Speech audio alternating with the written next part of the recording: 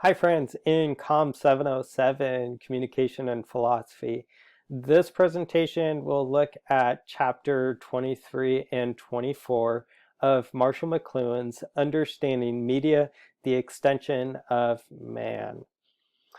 So before we begin with discussing chapter 23 and 24 specifically, I thought it was fitting to discuss three of the major contentions outlined by McLuhan, and that is the medium is the message, hot and cold mediums, and then media as active metaphors.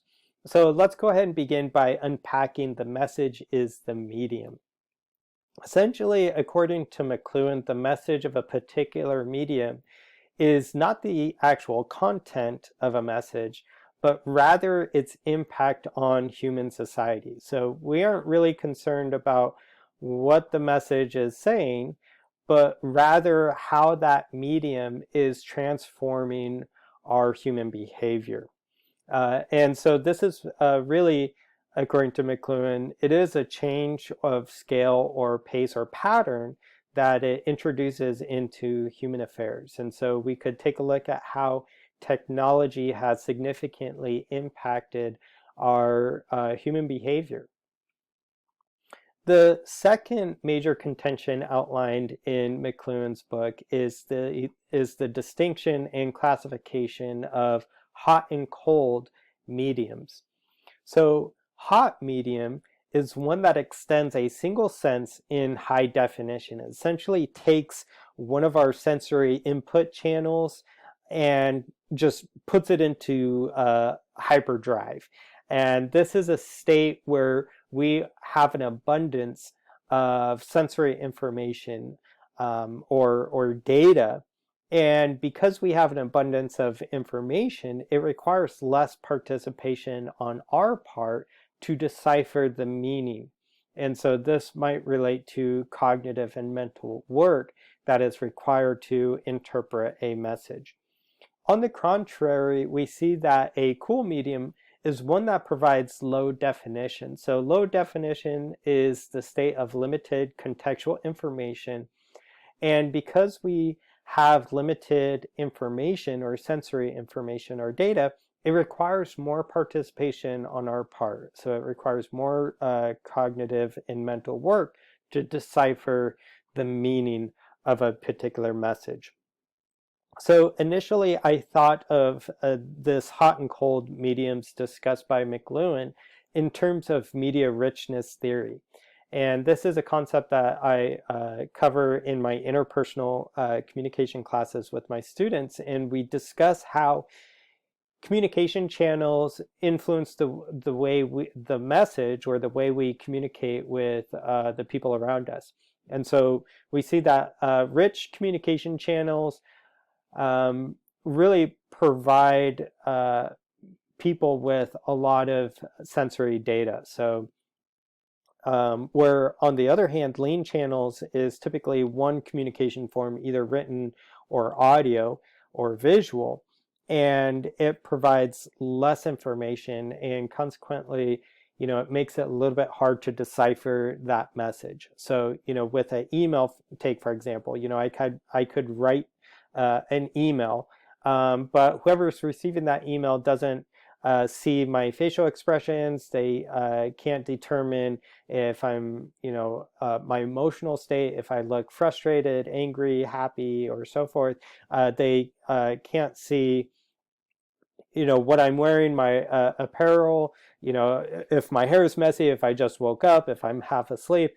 They don't have access to vocal intonation patterns. So because they don't have all that contextual information, it might require more effort to interpret that email. Where if I were to FaceTime someone, they would have all that information and they wouldn't really need to put any effort in deciphering how I'm intending that message. So this is kind of how I approach this hot and cold mediums from a media richness theory. Now, the third major contention outlined by McLuhan is these active metaphors. And so according to McLuhan, all media are active metaphors in their power to translate experience into new forms. And I thought this was really interesting. So if we take a look at the classic definition, of metaphors, we know that, it's using one construct to explain another construct, and to enhance understanding. So reflecting on, metaphors and our existence and our ability to create, it got me really thinking about, our creative nature as humans. And we know that this is derived from God, and it reflects the physical expression or manifestation of God's design. And by virtue of that, since we are created in the image and likeness of God, we essentially have that same creative design as well. And so we create, things, and that in of itself is an extension of human expression. And so this is human expression is in part our desire to control our environments through creative endeavors. These endeavors become extensions of that human expression. So if we take a look at art, literature, music, architecture, really on a philosophical level, these things are, really communicating our creative nature as humans, which is derived from God's image and likeness. And so if we take a look at the right, this is a painting by Leonardo da Vinci in the 5th century entitled The Last Supper. And so essentially this painting is an active metaphor. The media of canvas and paint is translating the experience, the Last Supper, into a new form, this artistic representation. Now, on the surface, we could look at this painting and say, okay, great, this is a metaphor, that translates the Last Supper, that experience, into a new form, into a pictorial representation of the Last Supper. But we could also say that this masterpiece is actually a reflection of Leonardo da Vinci's imagination, right? So even though, yes, the Last Supper is the focal point of the canvas, we could say that the medium, paint and canvas, is a message, or what it communicates is the painter's creative nature. And so kind of this is how I approached these active metaphors. So media, according to McLuhan, acts as an extension of humans, and it translates information. Okay, so now that we covered some of the major contentions outlined by McLuhan, let's go ahead and take a look specifically at chapter 23, ads, keeping upset with the Jones. And so I chose this old school advertisement by Gillette because every once in a while I like to have a wet shave, so I have the brush, the lather, and the old school razor, and so this really resonated with me. But in this chapter, we'll take a look at advertisements as some sort of medium. So first, let's take a look at the nature of advertisements. Essentially, the relationship between products and the consuming public is really a complex ecology that is situated on advertisement. So really, the relationship between a product and the consuming public is contingent on advertisements. Now, the main purpose of ads is obviously to drive consumerism by portraying, a product. But what McLuhan argues is that the portrayal of products is really an integral part of social life. And so these products are advertised in a way that illustrates that these products are really an integral part of social life. And essentially, it reflects the programmed harmony among all human impulses, aspirations, and endeavors. And so advertisements really try to tap into the basic human impulse, aspirations, and desires in order to drive sales for that product.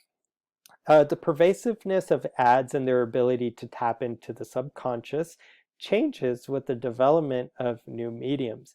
And so we see this taking place. So when we view advertisements, print advertisements, let's say in a newspaper or on, a flyer, like we recognize that this is some sort of advertisement. But now with the television and movies, we get these subconscious advertisements, maybe product placements within a particular movie, or with television, and in chapter 24 we'll talk about games. But McLuhan says that sports has significantly changed since they've been televised.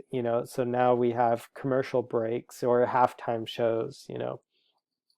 So let's take a look at medium is the message as it relates to advertisements. So while ads in of themselves are designed to connect with the lived experiences of the audience in order to subliminally drive human conception, McLuhan argues that their existence is the result of the toil, attention, testing, wit, art, and skill of many people. So again, it's not the content of the advertisements that McLuhan's really concerned about, but what he is pointing out is that the fact that we do have advertisements reflects societal values, consumerism. More specifically, advertisements reflect all of the hard work, the $1 million, $1 billion budgets that go into promoting and marketing a particular product. So let's take a look at a contemporary example, social media. Now, the way that I am using this example is not in terms of the advertisements that we're exposed to on social media, but how social media provides a platform where users can market and advertise themselves to a relatively large audience base. So the nature of social media is often conceptualized based on the benefits of social connection, right? So we're all told that, like, oh, Facebook, like you can connect with friends, or Instagram, you can share, pictures with your closest friends.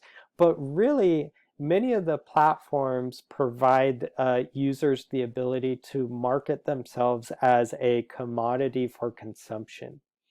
Now, what do I mean by commodity of consumption? I'm saying that oftentimes, in social media, the user is really situated as the center of attention. And, we market and advertise a particular image that we want other people to have of us. And so we essentially market and advertise our identity on social media. Just the other day, I posted a picture or a social media post, saying like, oh, I'm registering for my last semester in coursework in this program. And, I was thinking to myself, like, why did I feel the need to share with everyone that I was registering for, my last semester in coursework? And I think it's because I have this ideal image of myself, and social media gives me the opportunity to essentially market or advertise that image of myself to everyone else. It's essentially like identity management. And so really social media communicates the egocentric disposition of humans and their insatiable desire to be seen, connected, and accepted. And so I thought, this was really interesting that we see that, social media could be viewed in terms of advertisement, but not, necessarily the content but actually the deep rooted dispositions of humans to control to control our identity and to control how other people view us. Um, so we see that with social media, though, in relating it back to hot and cold, the participation and sensory information that we're exposed to varies by platform. So we see that Twitter is a cool medium because it only really relies on text.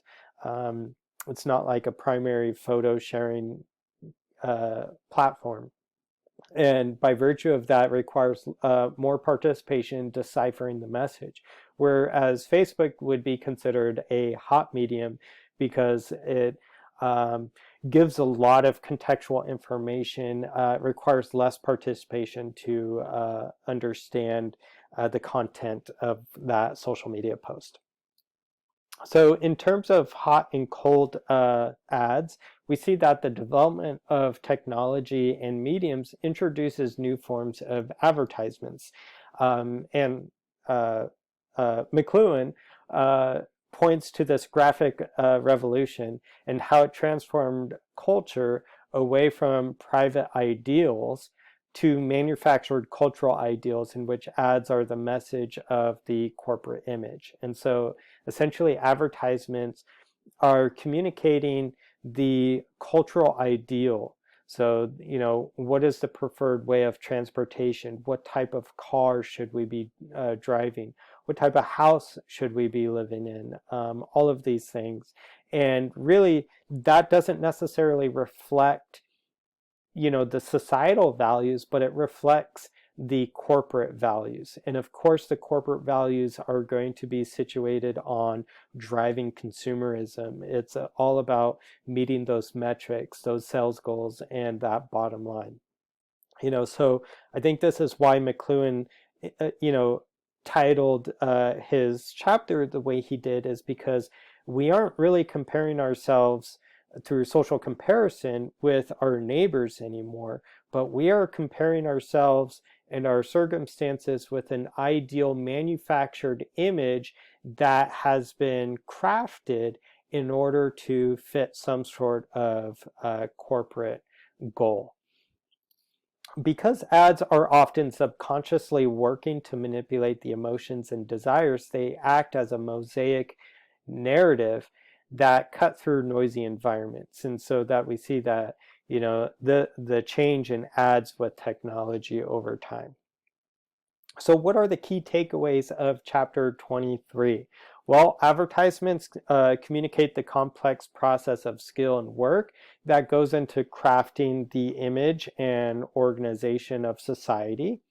The content of ads reflect a manufactured ideal of society, yet advertising as a process reflects the all-inclusive, never-ending process that is the image of any group, corporate enterprise. Again, it's not what the content of the ad reflects, but it's the values. It's, how much money went into that ad. Okay, so that is chapter 23 in a nutshell. Let's take a look at chapter 24 now. Games, the extensions of man. So let's talk first about the nature of games as discussed by McLuhan. Essentially, games are popular art, collective social reactions to the main drive or action of any culture. Games act as an extension of social man by releasing the stress of everyday lives. Games are dramatic models of our psychological lives, providing release of particular tensions. I thought this was particularly interesting is because games often reflect societal structures and some of the tensions that we face. Sports, for example, are a collective expression and dramatization of our inner life. So maybe that turmoil, the conflict we experience between maybe the emotions, or maybe even, it's a dramatization of maybe human competitiveness. And so this is really the nature of games. Again, we aren't looking at specific games and the content, but we're looking at games as a whole, as a medium, and what that communicates about our human experience. So let's talk about games as metaphor and message. Games reveal information about society that acts as a medium of information and extension of individual or the groups.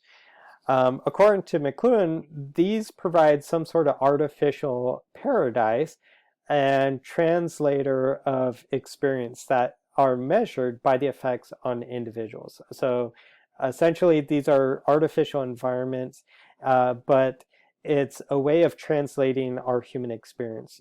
Think about how children learn social skills. It's often through playing with other children.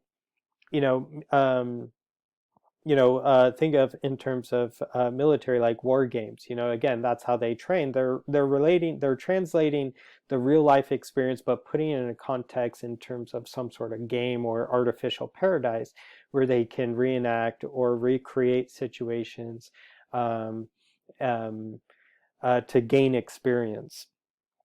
So games really act as metaphors that bridge the ostensible situation and real stakes. So let's take a look at a contemporary example. Now, we could look at sports as a spectator game or situation. And essentially, these spectator sports requires less participation from the audience. Like they aren't actually in the game or sports or in the arena, and they're just essentially passively, receiving this information, the spectacle. Now, video games, on the other hand, um, are not only require the audience participation, but the player often has direct control over the situations within the game. And so I thought this is really interesting, the distinction, using hot and cold mediums by McLuhan, that, oftentimes sports is, a hot medium because, we are experiencing a lot of the sensory data, requires less participation. And then video games, again, even though that, we're exposed to an abundance of visual information, it actually requires more participation because oftentimes we're in control of the environment. So virtual reality becomes this artificial paradise in which players can escape from reality into a realm of unlimited possibilities. And so the picture on the right is a picture of a famous game called Minecraft. Um, if you haven't played Minecraft before, essentially it's a 3D world where you can build anything, and the way you build things is by scratch. And so if you need to build an axe so you can dig in dirt, you have to first find a stick and then craft an axe. And so this essentially allows the user to escape reality, but that the reality that they escape to is a 3D model of our reality. But I think the fascination and the appeal to these games is that, again, tapping into our human nature as creators, we have that creative nature, that deep desire to create things. And so because we have control over our environment in Minecraft, and we can create anything, and essentially the imagination is our only limitation. There's countless unlimited possibilities in what we could do in that virtual environment. So that was a brief discussion on McLuhan's discussion on the message as the medium, hot and cold mediums, and active metaphors as they apply to chapter 23 and 24. And so to conclude, I wanted to leave off with a quote from chapter 24, and that is games are situations contrived to permit simultaneous participation of many people in some significant pattern of their own corporate lives. And to conclude this presentation, McLuhan would argue that we shape our tools, but then our tools shape us. Thank you so much for listening.